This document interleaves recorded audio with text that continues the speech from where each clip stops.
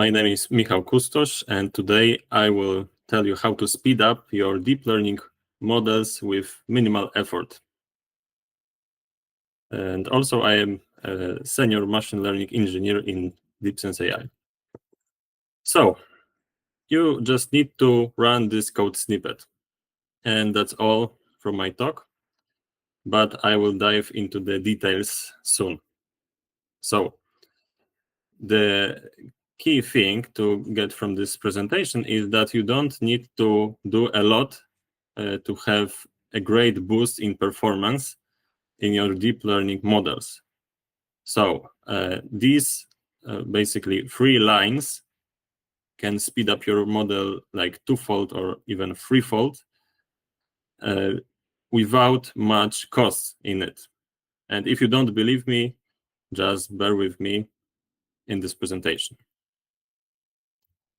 So I will talk about optimizations here, but first I need to talk about how the GPU works and how we can identify where is the bottleneck in our GPU setup in our model.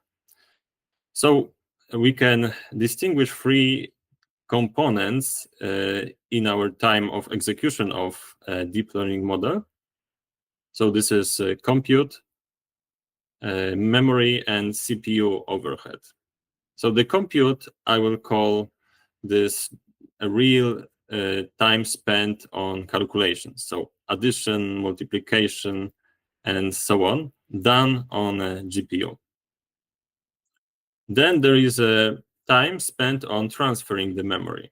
So transferring to GPU and transferring from GPU memory to the computing part of the GPU.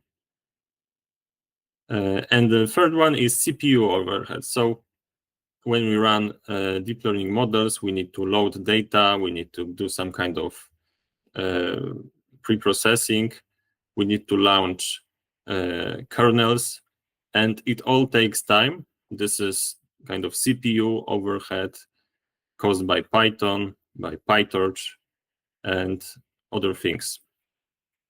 So we have those 3 time components. And now let us think of GPU as a factory. So we send instructions to our factory. So we tell the workers what to do, what to produce. So this is like a CPU overhead. Then we need to, if we have the materials in somewhere in our warehouse, we need to send it to the factory. And this is like a memory bandwidth cost. And then when we send it to the factory, like those squares here, we need to produce triangles. So we need to compute. We need to do actual transforming the incoming materials to output materials, output products. So this is like compute. And everything here takes time in this process. So if we give too much materials per second or too much data to our GPU, the compute cannot keep up. So actually we have like loose materials in our factory that is just waiting for the compute because we are not fast enough in the computing process. So and that would be called like compute bound. And now let me tell you about the GPU. How fast really is the GPU calculation? So let me focus on NVIDIA 800 example, which is a typical like data center deep learning graphical processing unit. And it has compute capability of around 20 teraflops. So floating operations per second. And this is a lot, but the second important number here is the memory bandwidth. So this is only 2 terabytes per second.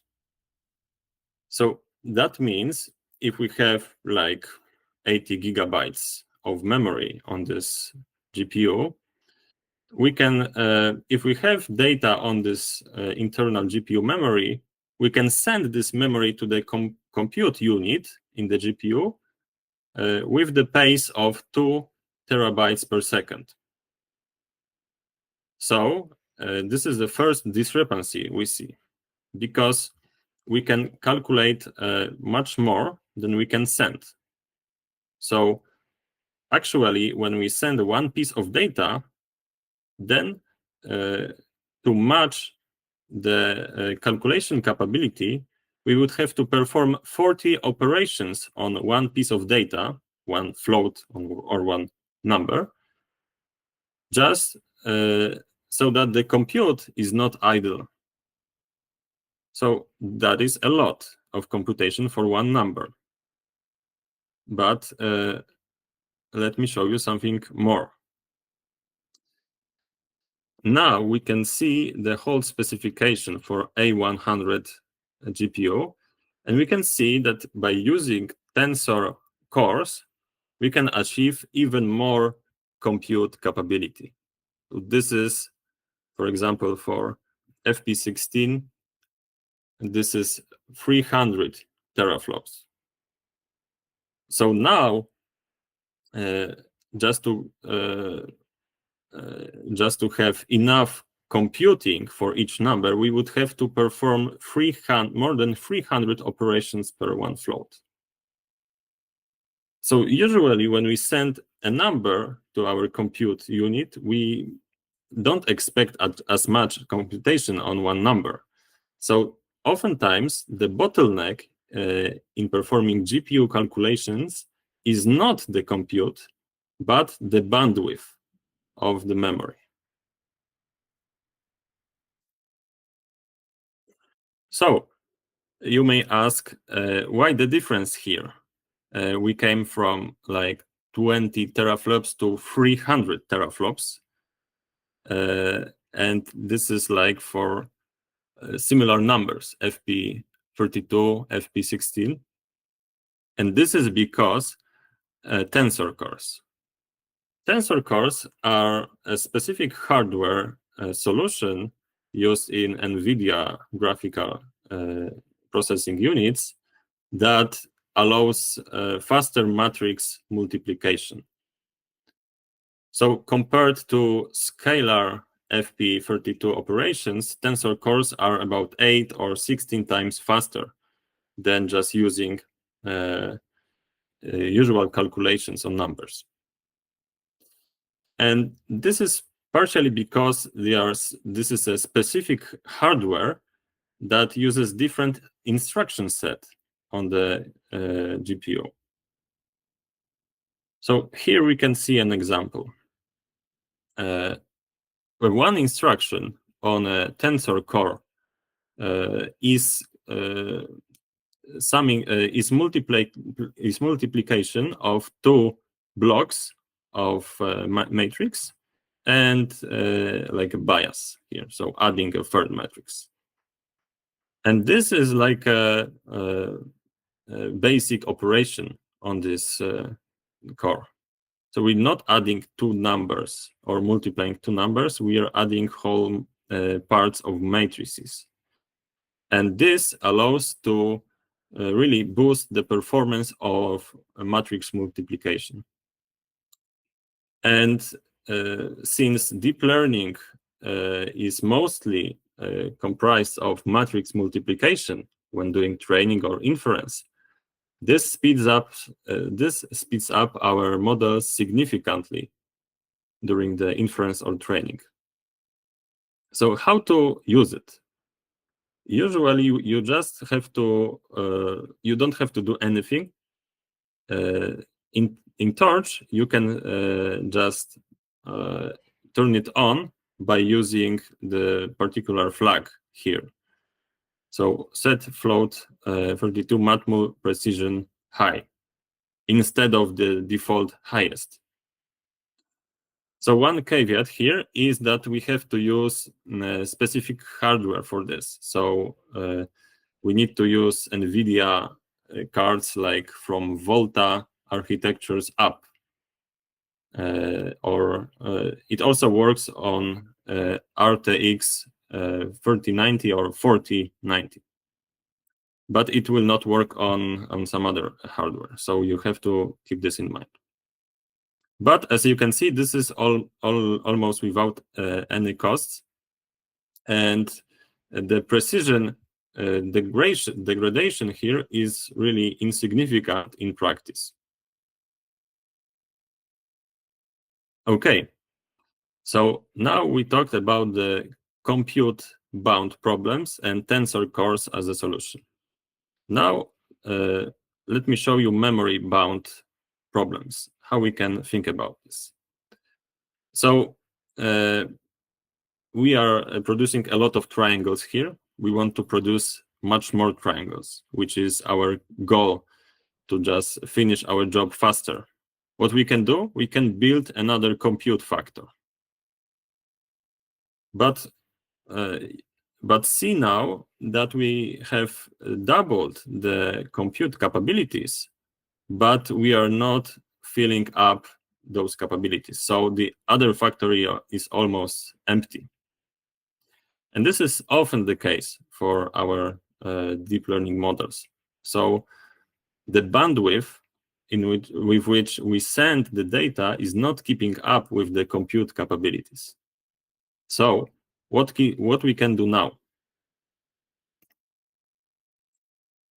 There are like a lot of solutions here, but let me first to say another example about how we can see this problem. So on the left-hand side, you can see two operations on tensors, like a cosine operation. So what is done underneath is that we send the X tensor to our compute unit in the GPU. Then we compute this using simple calculation, and then we transfer it back to our global GPU memory. And then we need to use X1, which has the result from the previous calculation, to do the same. So again, we have to send it back to the compute unit and then send it back to the main memory. As you can see, the calculation here is not very heavy, so the time spent on compute is really insignificant. Main time spent here is the bandwidth. So how to deal with this problem? So ideally, we would just calculate the intermediate result and keep it near the compute unit in the GPU, so that we don't have to send it back to the main GPU memory. And by doing this, we can perform a lot of calculations here without the bandwidth cost here. So and this is like much better now, a lot of faster. So for example, if we calculate like 10 operations here instead of 1, we would really see no difference in the compute time, because the memory bandwidth cost is so high here. So that's the reason, for example, why another activation functions like glue are really the same cost as relu, because even though they have much more computation involved, this is insignificant compared to the sending transfer cost. So this is called operation fusion, and we can achieve this by multiple ways, but one of the easiest one is using Torch compiler. This is a quite recent capability introduced in PyTorch 2.0, and this allows to automatically compile our code so that it knows which variables will the program reuse, and which optimizations are possible. So if we go back to this example, little example here, like the usual compiler in a CPU would easily figure out that he does not need to store those intermediate results in a variable here. So this is like similar for a traditional compiler, but this is a compiler that really uses Triton language to compile optimized kernels. And this is very, very efficient. So by just using the simple command here on the right-hand side, our deep learning model may be very may have a significant speed up, and without really any cost. So there is like some overhead on the first run, because it needs to make the compilation and try different sizes of the inputs. This is also harder to debug, and this is quite novel functionality, so it not always work, but if it doesn't work, you just fall back to the normal mode of executing the model. So I encourage you to try it on your own model. Now, another possibility for memory-bound problems is to use quantization. So quantization is widely used, especially in large language models, but Torch AO is a recent development for the quantization library, which allows really do this with minimal effort. So usually doing quantization by your own was quite a drag, and now you can just use auto quantization, like here on the right hand side, to the library to figure it out by itself. So the quantization really changes the types of internal calculation numbers. So, for example, changing from floating point 32 to floating point 16 or int 8, so that it reduces size of the data which is computed, which is very nice for our bandwidth. Because if we reduce the size of the data coming into our compute unit, we increase the throughput in which we can calculate. So this is not only giving you less memory footprint, which it does, it also gives you a quite significant speed up for memory-bound problems. Another thing which is quite similar to the previous one is using automatic mix precision. This is really doing the same, but more during the training than the inference. So this is changing, for example, in this example, changing number types from float 32 to float 16. And it's really about increasing the speed and decreasing the memory footprint. This is really easy to use. You just have to use this context manager with your code, and you don't have to do much more here. And it really works in most cases. It really does not break your code, as far as I know. But you also get less numerical stability. But the automation here means that the less numerical stability is for the parts that don't require so much precision. So this is really like fine-tuned quantization for not only for inference, but also for training and for gradients. So I also encourage you to try this. Okay, so we talked about memory-bound problems. Now, overhead-bound problems. So we now know that our GPUs are extremely fast, but we also know that Python is really slow. It's nothing new. So, for example, while Python makes one floating point operation, a GPU in theory can make 10 million floating point operations. So you can see the scale here.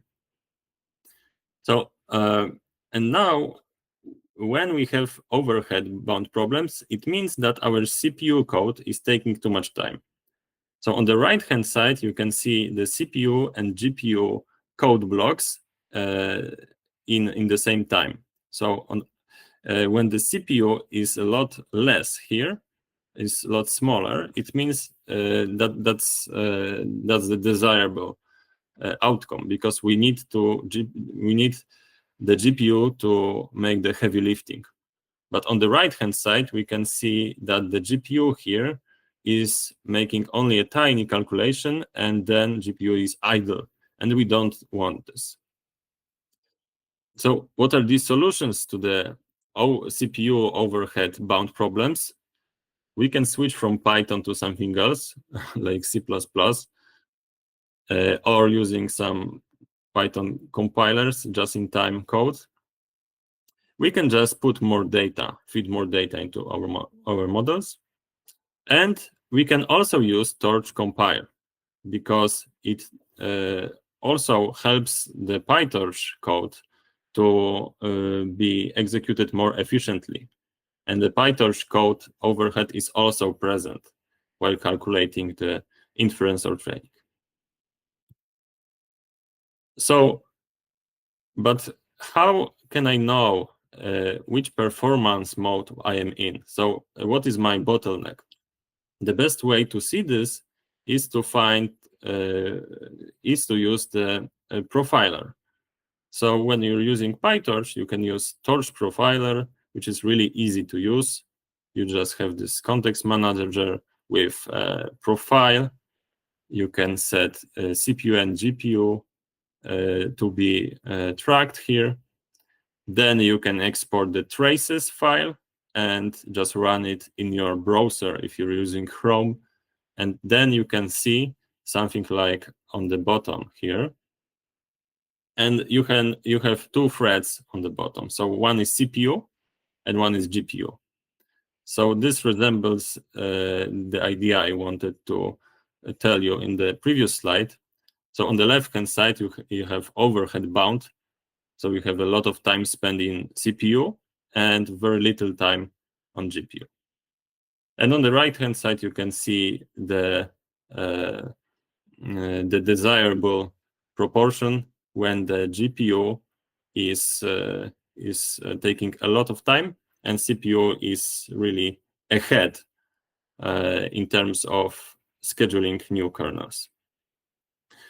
So using profiler allows you first to find if you are overhead bound or compute memory bound, and also by clicking on the kernel in the profiler, you can see how much time was used on the computation in percentage. So sometimes you have really large kernels in the profiler, but really you spend like 2% of time on compute, because the most time was taken by memory bandwidth costs.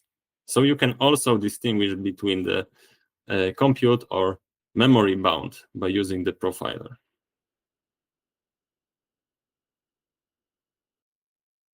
So summing up, there are different solutions for different performance modes you are in.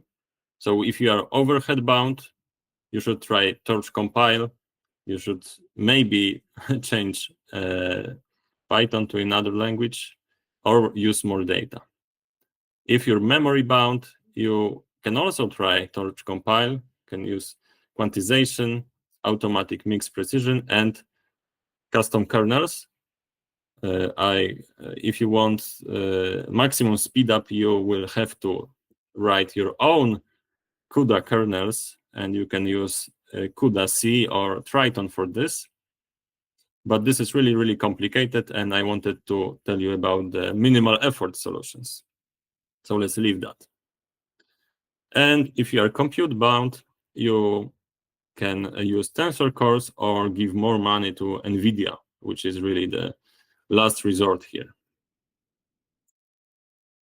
So this little code snippet has a lot of power here. I highly encourage you to try out different tricks that are here.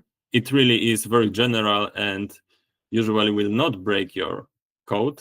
And if it breaks, you can just fall back to not using it. So this little code snippet uses Tensor Cores, Quantization, Torch compile, and automatic mix precision. And in practice, the accuracy from the models that are using those optimizations is not really worse. But the performance is really boosting with all those optimizations. And using this is really not much effort, which I wanted to today tell you that you don't have to spend much time on your code if you want to speed up. Thank you very much, and I hope you enjoyed listening it.